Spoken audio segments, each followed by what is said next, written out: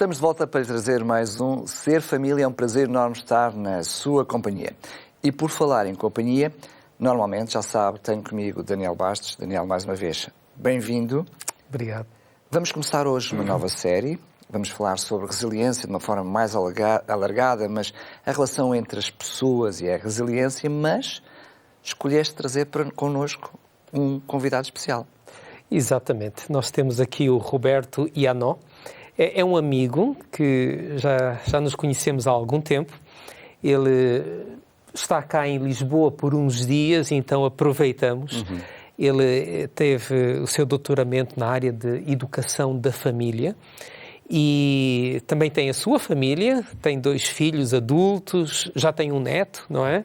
E Roberto, bem-vindo e obrigado por aceitar participar aqui no programa Ser Família. Muito obrigado. Já perceberam pela pronúncia que este programa vai ter a particularidade de não estarmos a fazer o programa em português. Vamos tentar fazer as perguntas em inglês e obter também essas respostas em inglês, apesar do Daniel não ter mencionado, mas o Roberto vem de Itália, é italiano. Exatamente. Mas por isso depois certamente será legendado. O programa estará a ser legendado e por isso não haverá problema. Vamos então avançar com a primeira pergunta. What is resilience and why is it essential for individual growth? Yeah, you know, it's a power concept because usually psychology deals with pathology. You know, you go to the therapist because you have a problem. You don't go there just to show that your life is happy. But now with the resilience, psychology deals with the resources, with the success, you know, with the problem.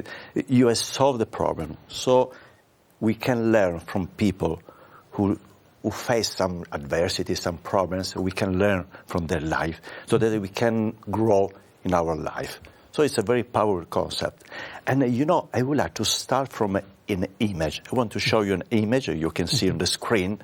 And I would like to ask you, what does this image suggest to you? It's a tree. It's a particular, is not a common tree. We saw the image. Okay. So what does this image suggest to you? Wow. This is perseverance, endurance, although the winds against have been there. Okay. No resilience at all. Oh, no. Not resilience. So we have 2 different perspectives. Was his life easy or was it difficult? Maybe difficult, class. Difficult. Yeah, and did it succeed to survive? Or is it alive or is it dead for you? It's alive, yeah. Okay, for me it seems that it's alive because true. Even though the trunks, you know, is almost parallel to the ground, the branches are green, are leaning towards the sky, the sun. So it's when we think about resilience, we think to this kind of life. You know, it's the story of defeat and victory as well. So the problems are also resources. But Roberto, what the word resilience really means? Can you tell us about the word? Yeah, it's an interesting story because this word doesn't come from psychology. It comes from the mechanics of materials. And it describes a particular aspect of the material that is the characteristic of that absorb energy without breaking. I want to make you just an example. You have your home, you are inviting 30 people for a party, and you have your floor, and you expect from this floor 2 different dynamics. First of all, it should be strong enough, because the people arrive, you don't want to break your floor and falling down. Sure. But if the floor is too strong, if arise one more people, then it could break. So you expect that this is strong enough, but then also a little bit flexible, so that if it arise the 31st people, it will flat, it will go down, it will absorb this amount of energy. Resilience of stress. So under stress, so when there is a stress, you need to be strong, but also flexible. But you know, when the party is over and the people, they left, you expect from your floor that after it has bent, it returns to the original state. So it should be strong and flexible at the same time. So when we talk about resilience, we talk about people that are strong enough to face the adversities, the problems, but also to restore to the original state. There's a well-known study on resilience. Can you briefly explain its main findings? Yes. It's interesting research, and because we have a sample 700 children, so it's a very great sample, and they study for 40 years. So it's one of the longest longitudinal study. And can you imagine you have 700 children, and then 1/3 of these children, they were living in an at-risk family. So these are the sample, we divide in 3. 1/3, they were living in at-risk families. This means that they were exposed to problems or alcoholism, violence, divorce, and mental illness. And they studied this 1/3, and they discovered one thing, that at the end of the study, 1/3 of this sub-sample, they managed very well in their life. I mean, they didn't have any problem with the relationship. They were living a good life, and so they asked how they survive, because they were living in such not good families. So resilience starts from this story, and they ask themselves, what helped to develop such a resilient attitude? So resilience, therefore, Roberto, has to do with challenge and difficulties in life. It can be applied in that context, right? Yes. There is a famous scholar, it's called Walsh, is one of the most expert on resilience in the world. And she says that resilience can be defined as the ability to recover from serious life challenges or adversity. So resilience has nothing to do with, you are a very lucky person, you don't have any problem. No, it has to do with people that had a lot of problems. They were able to face and to learn from the story. So it's not an easy story, but it's a very good ending story. And you can exercise resilience. You can exercise in the fronting difficulties. Yes, to grow in resilience. Yes, resilience is not something that is natural. Resilience has to do with people who face a lot of sufferings and the problem. And Walsh also said that resilience entails more than merely surviving. Ok. So. Vamos interromper aqui o nosso programa, vamos fazer um pequenino intervalo e já a seguir tenho uma oferta muito especial para si. Então até já. TV Novo Tempo, o canal da família, o canal da esperança. Estamos de volta para a segunda parte do nosso programa de hoje. Damos início a nova série, estamos a falar sobre resiliência no contexto familiar e, como lhe disse, tenho uma oferta muito especial para si. Hoje estamos a oferecer um novo guia de estudo, é uma nova revista, Lar, Doce Lar, que fala precisamente sobre como ser resiliente às dificuldades que vão surgindo na nossa vida. Como lidar com os traumas familiares, o que fazer para salvar um lar em crise, a importância do perdão no contexto familiar e muito mais. E o melhor de tudo é que é mesmo totalmente gratuito. Basta enviar-nos uma mensagem para o 933 939291 e depois entraremos em contacto consigo para lhe oferecer gratuitamente este guia de estudo. Por isso, não hesite, entre em contacto connosco, teremos todo o prazer em lhe poder oferecer. Roberto, does surviving difficulties experience automatically make someone resilient? No, not at all, unfortunately. It's not a natural process. And Walsh says that we need to take charge of our lives. It's a matter of decision. We want to change the situation and we want to learn from that.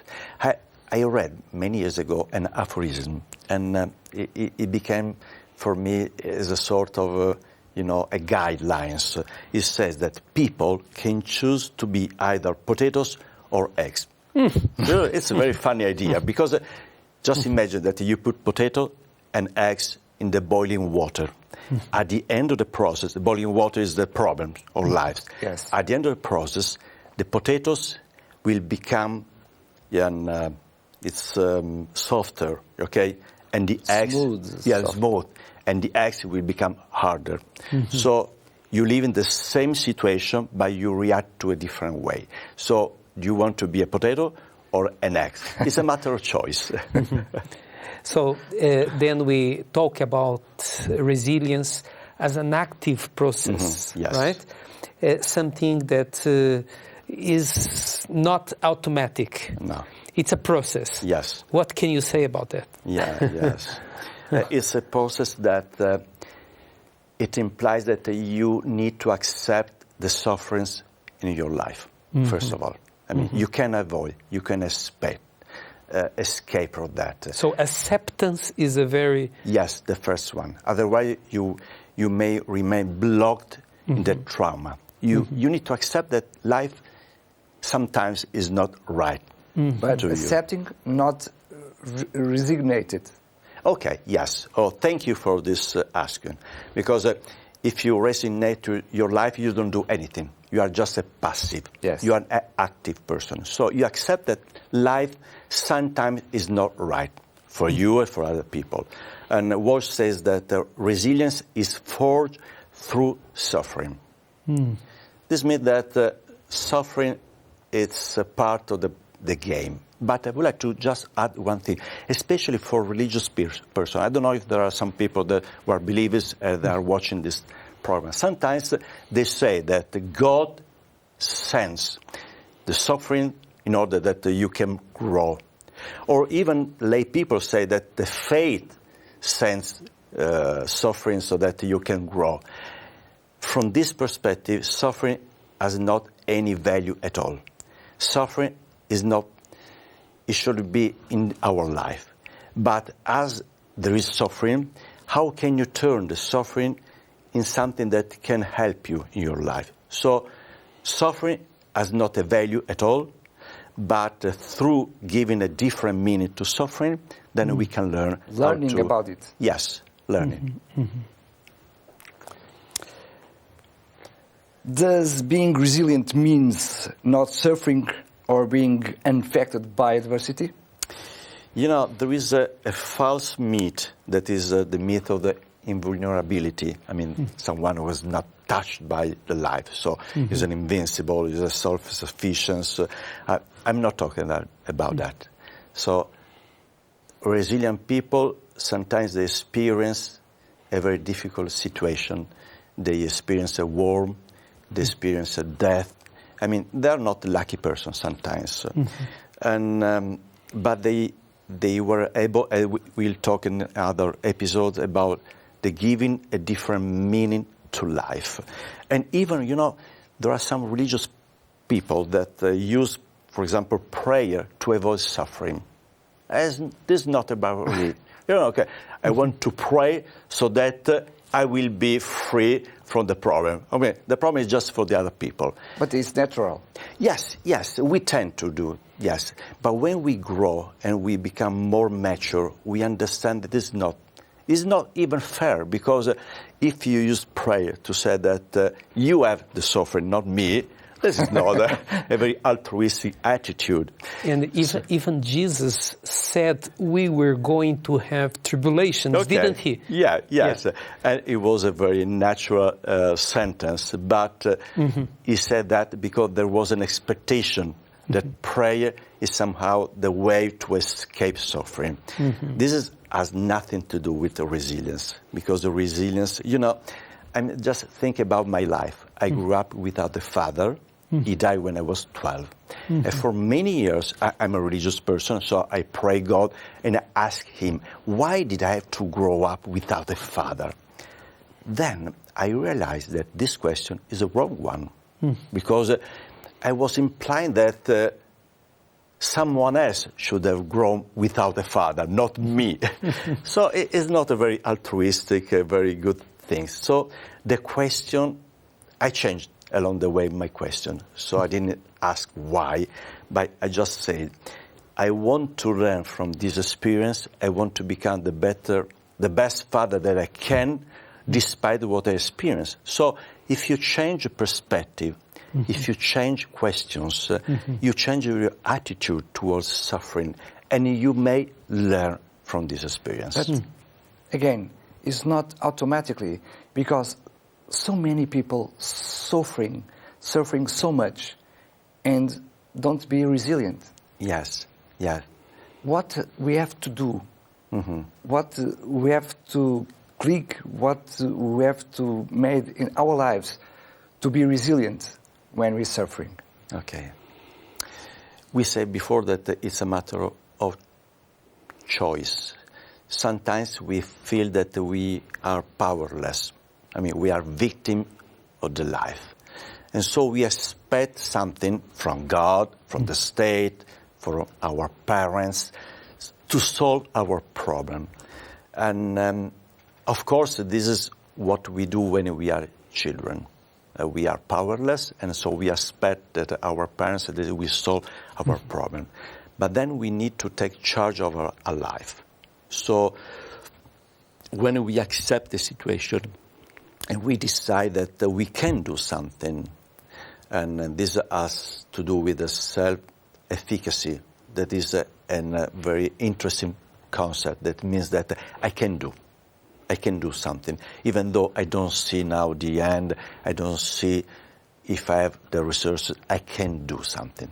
So this attitude will allow you to change your perspective. And so you don't see only the suffering, but you will see what is behind that. And you want to reach them, despite the suffering that you are experiencing. And you can ask them for help. Yes. We will talk in a lot of time about the network that you can receive, because everyone needs some help from other people. Sometimes you can do it by yourself. Sometimes you can ask a friend. Sometimes you need to go to a professional. I mean, there are a lot of resources around you because you can learn this attitude. Yeah, it seems, Roberto, that we don't want suffering. Yeah. That's natural for all of us. Resilience is such a beautiful concept. Yes.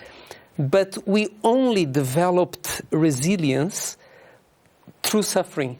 Yeah, through hardship, right? And I appreciate that you mentioned about yourself. You shared something from yourself now. For sure, everyone who is listen to us has gone through some kind of trouble and suffering. What would you say to the people there at home that may be going through suffering and hardships right now, in regard to the right attitude and the right attitude to develop the resilience and to overcome the problem? Yeah, trouble. That is an interesting question, you know, and it has to do with, for example, for parenting, how we grew up related to the suffering. And if we think when we were very young, we will remember that whenever we had a problem, then our parents told us, I will solve you. And it is right. I mean, it is their duty to solve our problems. But then they taught us just half the lesson, because they had to solve the problem, but sometimes some problems that cannot be solved. So they always to teach us how to face the problems. So when we deal with young people, then we need to give the all pictures. And this is true also for religious people. When we talk about God and say God will save you, your life, they will protect. It is good, but this is just half the picture. Sometimes God just solves the problem, and sometimes God gives you the tools to face the problem. So when we give the whole picture, and we learn to apply the whole picture to our own lives, then we have more resources because we were ready, we were prepared. And so when problems strikes you, then you say, okay, now I have to change the gear, and now I'm going to up to the mountain. I can go with the fourth. I have to go with the one. I have to slow down. I have to study the situation, see what are the resources within me, and what are the resources around me, so that I can solve, and to believe, to have hope that behind the clouds I will see sun again. So if I understand correctly, first we have to accept, and then we have somehow to believe we can go through it. Yes. We should be capable. Yeah. And there are resources around and inside. Is in this area that faith plays also an important role. Yes. You are anticipating something that we'll talk later. But it's interesting because everything is related to each other. Okay. So faith, that could be a religious concept, so believe in God, but also from a psychological point of view, faith, it means that to believe. So to believe that I will be able to go through. Okay. So the religious person, they put a person also in this concept. It's not just an abstract. So they believe that God will help. But even though you are not just a religious at the moment, just believe that you can go through and accept that. The concept of resilience means also that not always you can restore what it was before. When accepted to grow up without a father, my father didn't resurrected. So you have to accept. So resilience also has to do with grieving in a proper way. Yes. It's accepting a reality. So sometimes you will have back what you have lost. You have lost a car, then you do whatever you can, and then you find money, and you will get a car. Sometimes it's the same, sometimes they're even better or less. But it's not always like it's that. It's not always. Sometimes but maybe be better. Okay. Yes. We expect that, at least for me. Okay. At least for me, it will be better. You cannot get that, but maybe you get something else. Something you adapt. Life is a dynamic. It was like the tree you showed us. Yes. And the tree is still alive. Yes. It has green branches. Birds can be there. Yeah. And it's worth to be shown like here in a television program. Yeah. It's still alive. Yeah. And it gives a lot of lessons. But it's not like a normal tree. Okay. Probably the tree, when it was small, never thought it was going to be like that. Never. And unfortunately, we cannot plan all our life. So one concept is about also flexibility. To accept that we cannot have everything that we plan, but we can be resilient. And so we can be successful, even though we have something that it was different. Yeah. As we close, what is your key message on resilience for us today? Several minutes. 1 minute. 1 minute. Think a person who was a resilient and try to learn from his or her life. Thank you. You're welcome. Foi um prazer estar na sua companhia. Este Ser Família de hoje chega ao fim. Estamos a falar sobre resiliência e, como já percebeu ao longo do programa de hoje, este será apenas um de vários programas que vamos fazer sobre este assunto, por isso muito ainda ficou por dizer. Antes de terminar, quero também dizer, e isto é que não pode ficar por dizer, que temos um novo guia de estudo, uma nova revista para lhe oferecer e é totalmente gratuita.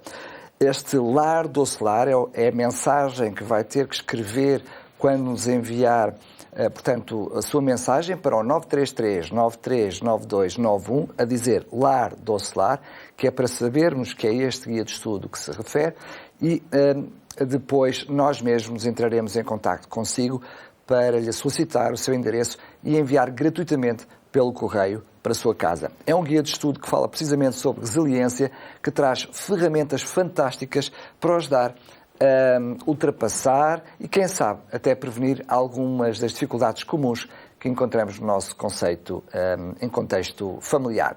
Dizer-lhe também que este programa estará disponível em podcast em radio-rcs.pt e também no YouTube da Novo Tempo Portugal.